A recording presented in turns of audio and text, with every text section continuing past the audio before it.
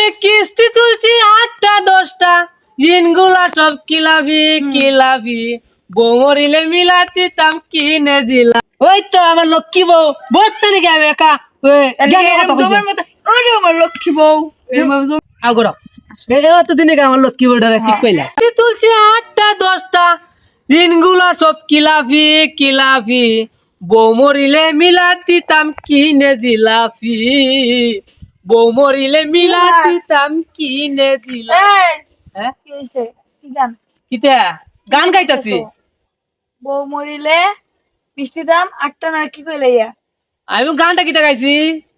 ওই আমি কিস্তি তুলছি 8টা 10টা, ঋণগুলা সব কিলাবি কিলাবি, বউ মরিলে মিলাতি তাম কিনে দিলাফি। তাহলে বউ মরলে মিষ্টি দেবা কিসের জন্য? কি মরার দোয়া করতেছ সেই জায়গায় বইয়া নামাজ না পড়তে যাইয়া? এই জামার সাথে কিভাবে ব্যবহার করতে হয় জানোস না? তুমি এনে কি কইতেছ? নামাজ পড়তে যাবা না? হ্যাঁ নামাজ তো ওরে যাইতাম, দোয়া করতাম তো গ্যাস আমার কিস্তি তো অতলা।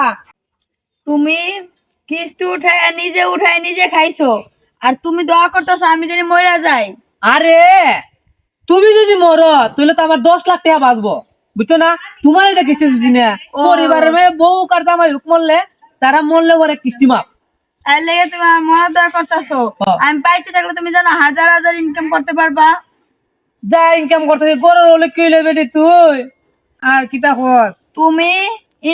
তুমি কিস্তি উড়াই আমার নামে কিস্তি উড়াই তুমি ভাঙো, তুমি খাও, তোমার বন্ধু বান্ধবরে খাওয়াও, আবার মরে যাই আমি যদি সেই দোয়া করতেছো। তা তোমার কেমন বউ আমি? তোমার কি একটু মায়া দেয় নাই আমার জন্য? আরে মায়া দয়া থাকতো না কেরে? তোমার লইয়া সংগ্রহ করতে মায়া দয়া না থাকলে আমার স্বার্থের দোয়া আমি করতেছি। হারাম জাদা এটি দেখছো? এই জামার সাথে কিভাবে ব্যবহার করতে জানো না? এটা দেখছো? গলা নিচু করে কথা কও। বাবা রে দারোগা সাহেব আইসিস দে, দারোগা সাহেব আমার কি বলবে? ওই ও মারে জেরিং মারে। এনে যাবা? যাও না বাইরে মুখে তো যা। আমি যাইতাম না, আমার বাড়ি আমার ঘর, আমি থাকতাম না, কেটা থাকবো? বাইরে কাঠা দিয়ে উড়াইছো, বাড়িটা কার টাকা দিয়ে উড়াইছো? বাড়িটা তো আমি কিস্তি তুললাম। কিস্তিটা কার নামে ছিল? কিস্তিটা আমার বোন নামে আসছিল। বোন নামে ছিল? কিস্তি তো দিতে পারতেছ না, পরে কিস্তি আসুক, অল্প ওনারে মাইরে দেবে, টাকা নিয়ে যাও সব। আরে কিস্তির টাকা তুমি অর্ধেক দিতে কিস্তি টাকা আমিও দিতাম, আমি কেন দিতাম? এটা তো বুঝো না, আমি মরে গেলে গা তোমার ধরবো, এর বদলা তুমি মরে গেলে তার তোমার ধরতো না। আমি তো বাংলা দোয়া করতাম। তাহলে আমি এই দোয়া করি, আল্লাহ তুমি আমার হাজবেন্ড মরে দাও। বাবা আসবে না মারে গো। গোসল টোসল করে নামাজ পড়তে যাও। নামাজ পড়বো, তোমার নামাজের টাইম তো কুমা লাগেছে, অত্যাচার করে দিতে পারছো না।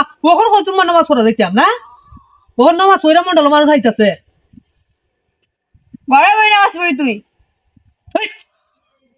তোমার সাথে কিভাবে ব্যবহার করতে জানো না?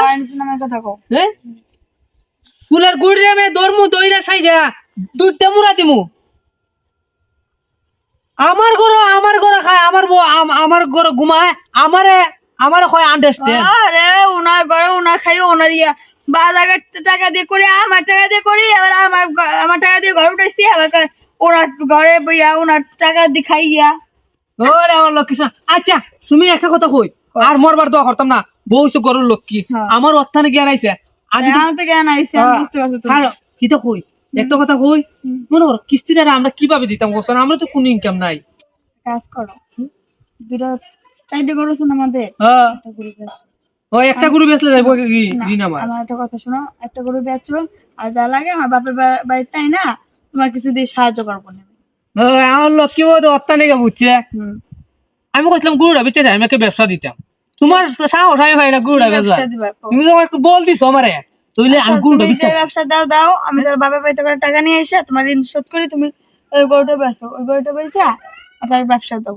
ওই তো আমার লক্ষ্মী বউ, বলতে নাকি আমি একা আমার লক্ষ্মী বউ জমের মতন ধরে কথা কয়, দমের মতো ধরছি। আয় আগরা দিনে আমার লক্ষ্মী বউটা ঠিক পাইলা।